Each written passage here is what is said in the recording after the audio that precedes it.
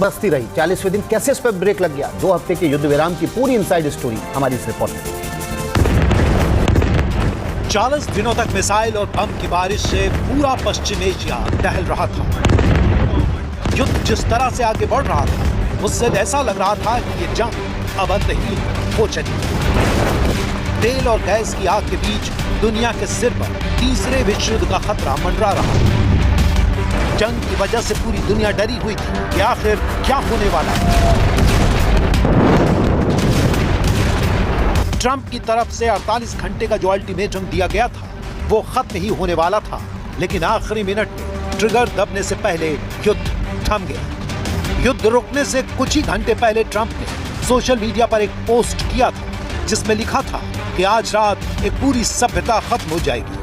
Trump के इस post के बाद पूरी दुनिया में हलचल मच गई थी। आखिर ट्रंप क्या करने वाले हैं? सवाल उठ रहे थे कि क्या ट्रंप ने ईरान पर परमाणु हमले की तैयारी कर ली है? लेकिन ये चेतावनी देने के कुछ ही वक्त बाद ट्रंप ने ईरान के साथ सीज फायर का ऐलान कर दिया। पहले ट्रंप ने ईरान के बिजली घरों और पुलों पर हमले की धमकी दी थी, लेकिन ट्रंप ने अचानक खतरे से पीछे हटने का फैसला कर लिया। ट्रंप के ऐलान के बाद ईरान की तरफ से भी विदेश मंत्री सैयद अब्बास अराघची ने सीज फायर पर मोहर लगाई।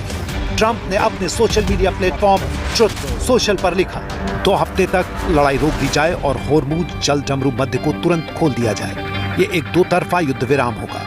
ऐसा करने का कारण यह है कि हमने पहले ही सभी सैन्य उद्देश्यों को पूरा कर लिया है और उनसे आगे निकल गए हैं, और हम ईरान के साथ दीर्घकालिक शांति और मध्य पूर्व में शांति के संबंध में एक निश्चित समझौते के बहुत करीब हैं।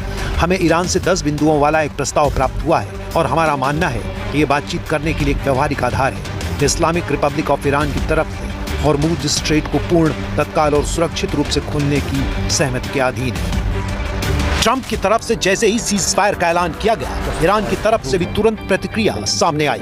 ईरान के विदेश मंत्री सैयद अब्बास अराघची ने सोशल मीडिया एक्स पर पोस्ट किया।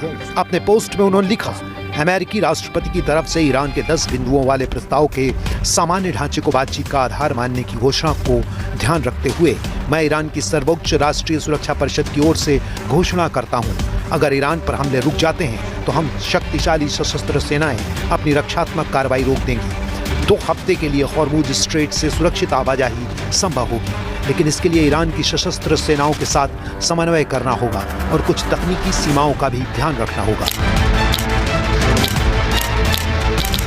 ट्रंप ने जैसे ही युद्ध विराम की घोषणा की, तुरंत इसकी जानकारी इजराइल को दी। इजराइल ने भी युद्ध विराम पर सहमति जताई। अमेरिका ने इजराइल से साफ कहा कि ईरान पर कोई